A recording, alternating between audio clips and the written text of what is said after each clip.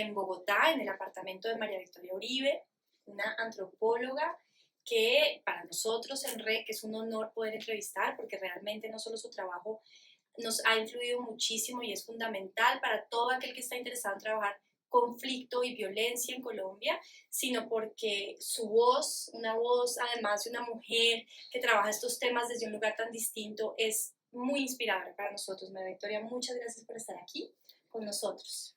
Chévere conversar contigo, María, y muchas gracias por invitarme.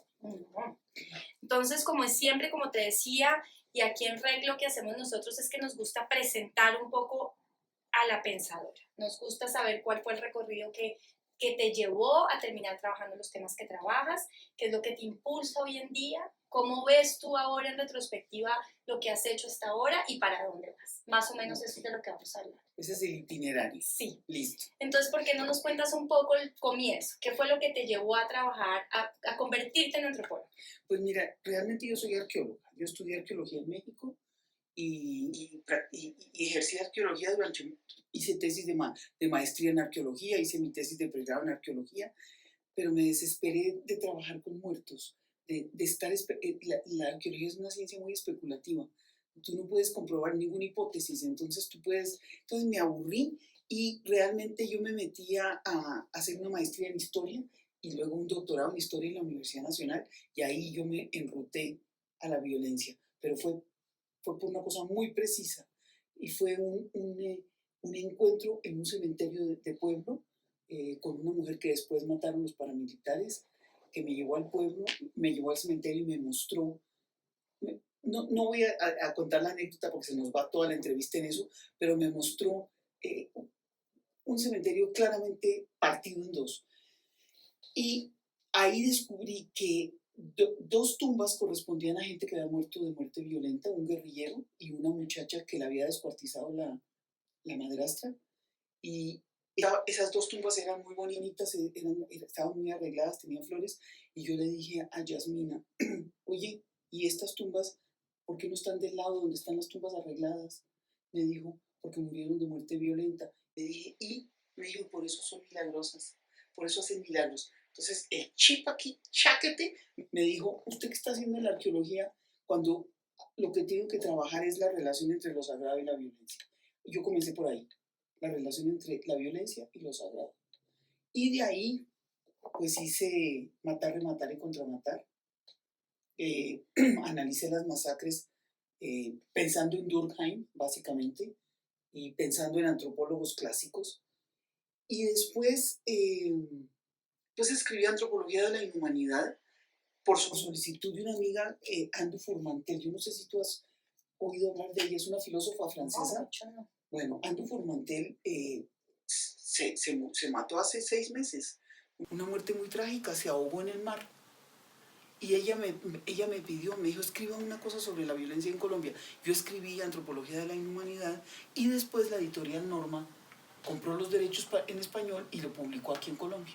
Ok, y Antropología de la Humanidad, que de hecho ya la tenía por estos lados, porque salió una edición súper bonita, nueva, con la Universidad de los Andes, la idea de Esteban Restrepo en el departamento, la Facultad de Derecho, de reeditarla, sí, que está muy bonita, la estuvimos presentando justamente esta semana en el Congreso de la Sociedad Colombiana de Filosofía en Bucaramanga.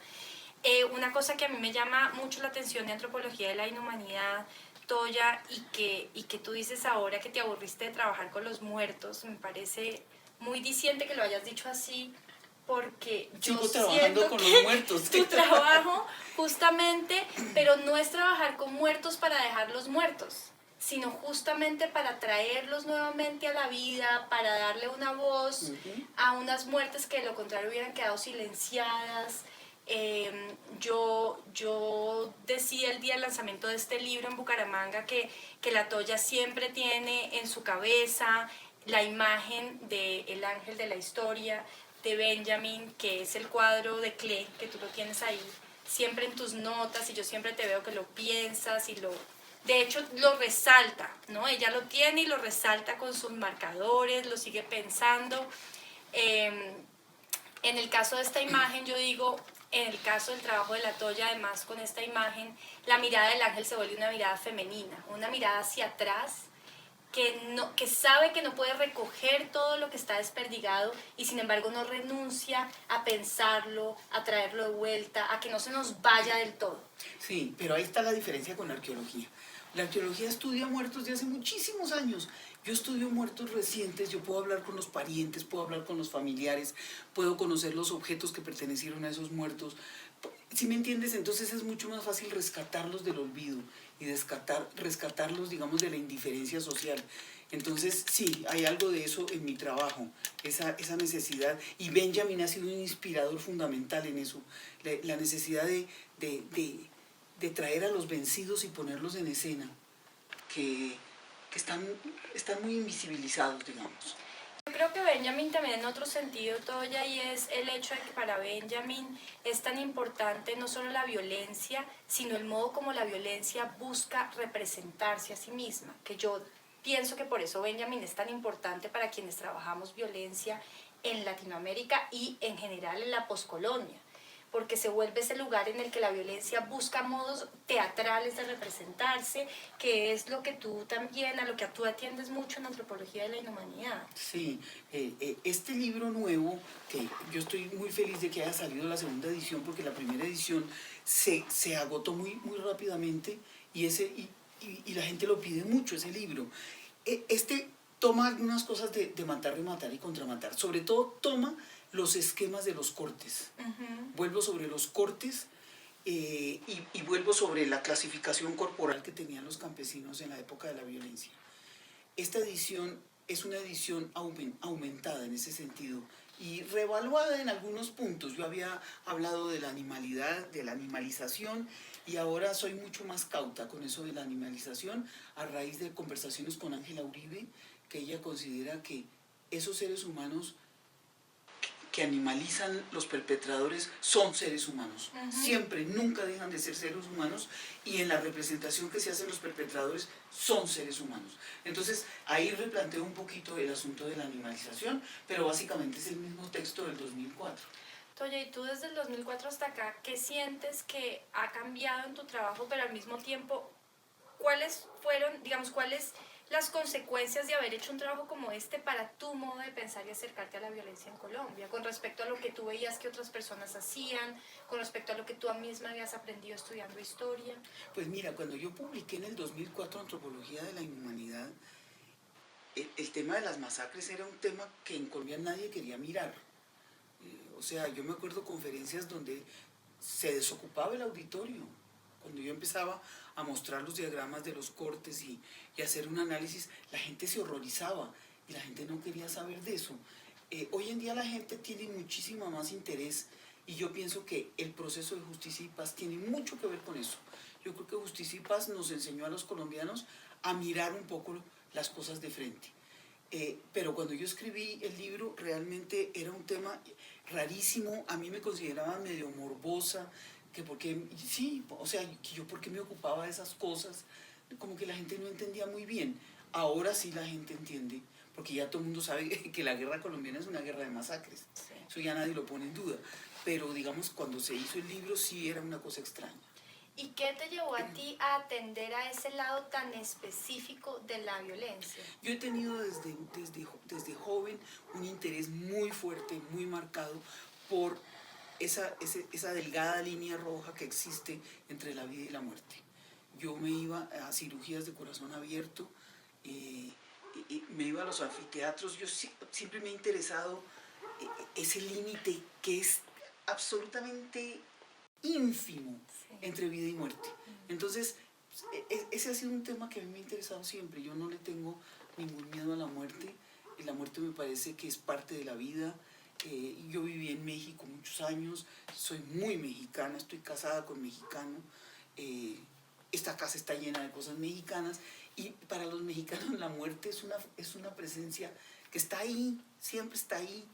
Acuérdate, el Día de Muertos. Claro, los muertos conviven con los vivos, y todos hacemos parte como de una misma comunidad. De una misma comunidad. Entonces yo de alguna manera pues también creo en eso. Entonces, en un momento me saturé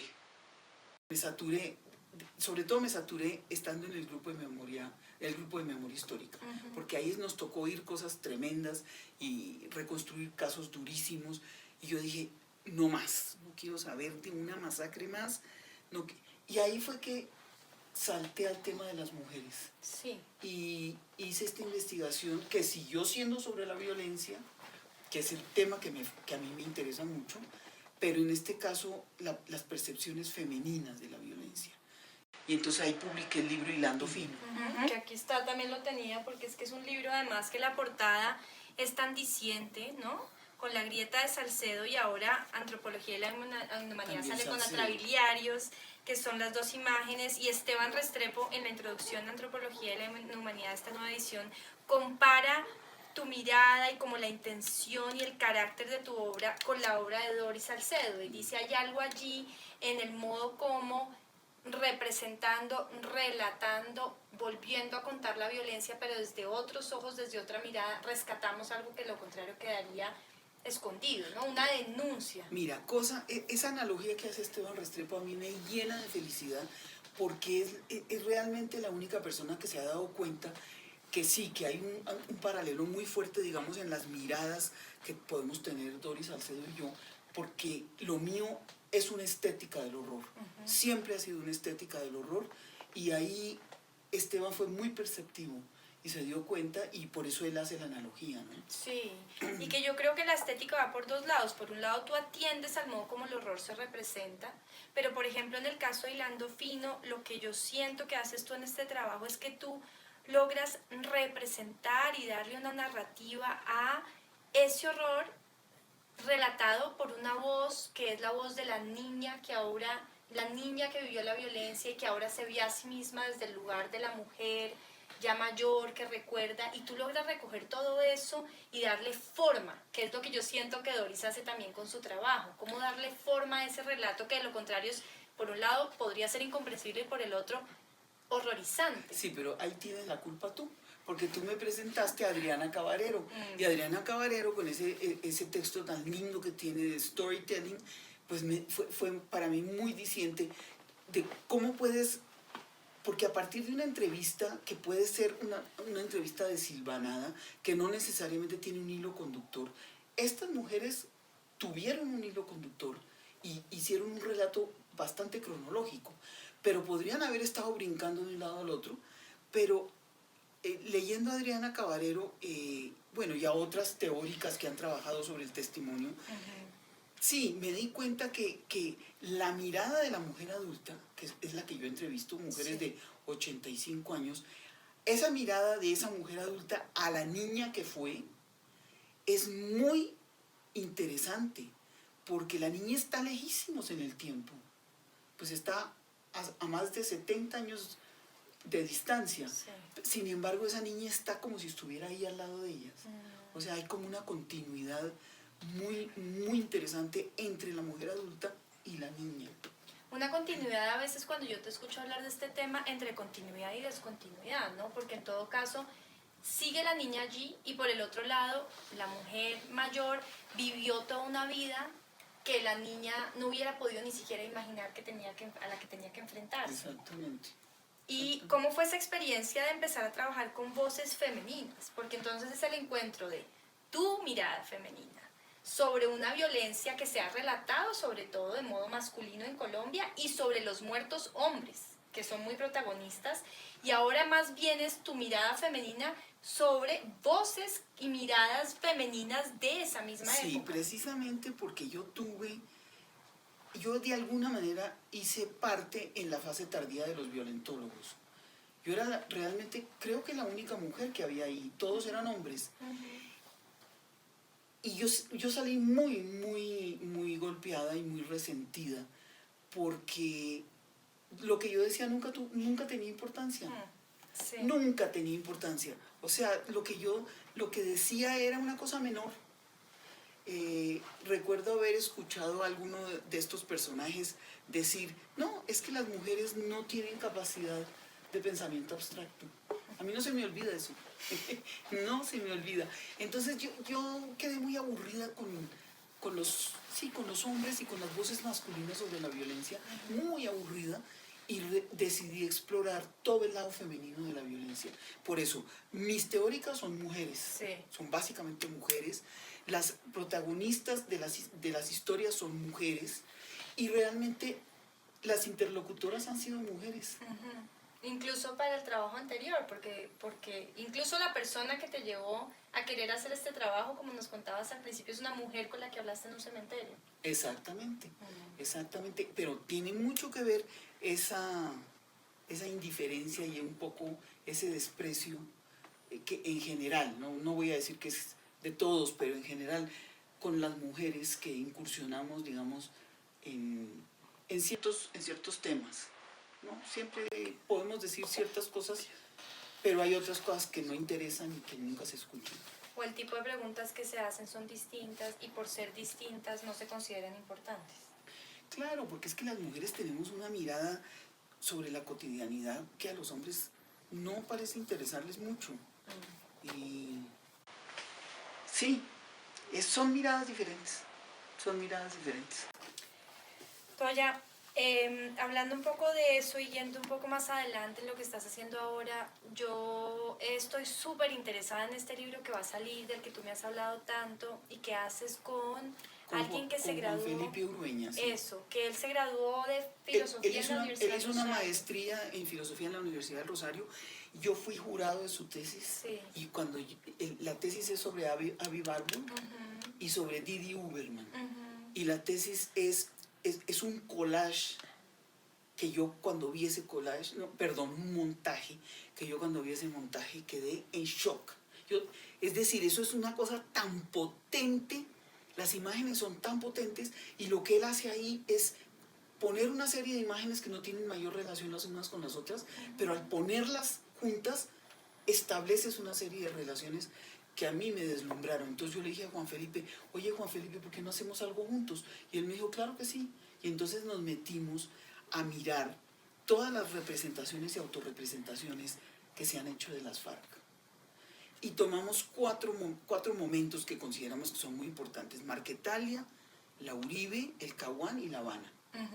Y miramos cómo se representan, cómo los han representado y cómo las FARC representan al Estado y a las instituciones. Y mira, yo estoy feliz con ese libro. Y cuando dices autorrepresentaciones, ¿qué tipo de material miraron ustedes para ese trabajo?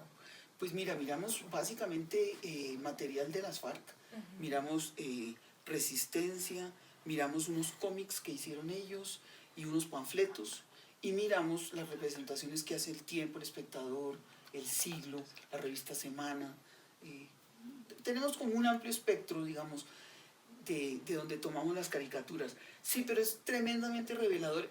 La hipótesis inicial era muy escéptica, y era muy escéptica en medio de la euforia general que había aquí con el proceso de paz.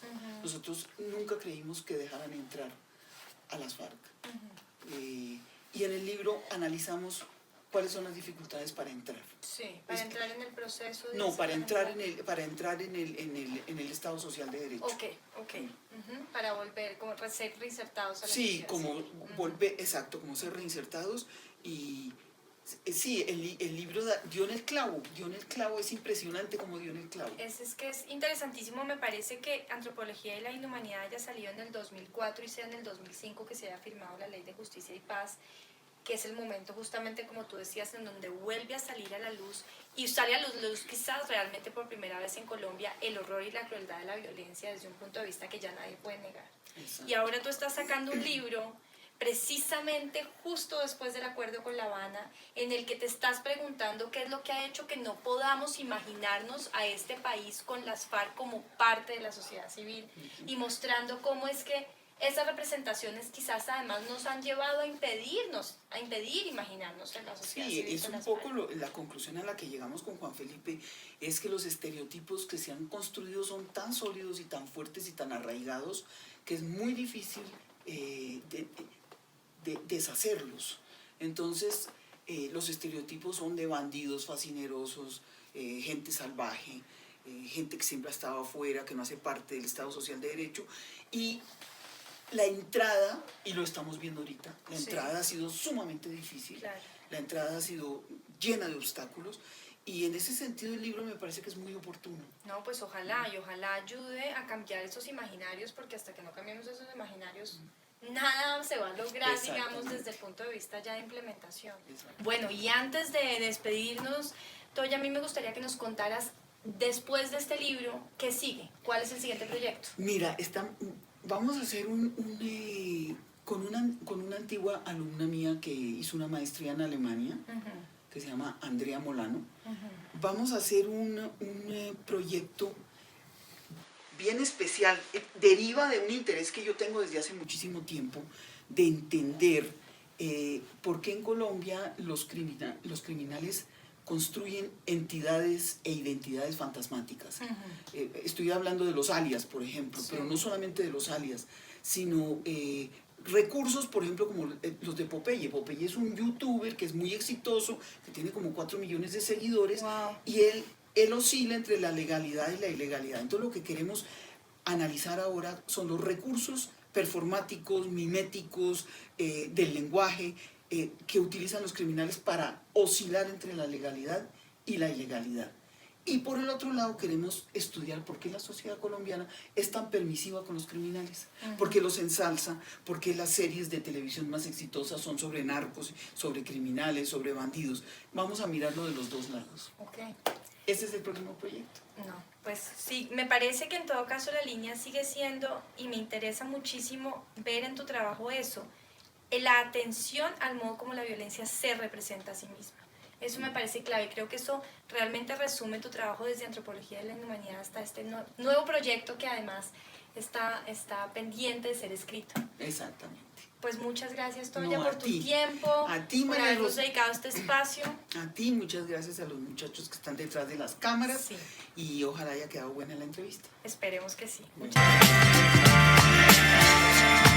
Red de Estudios Críticos Latinoamérica.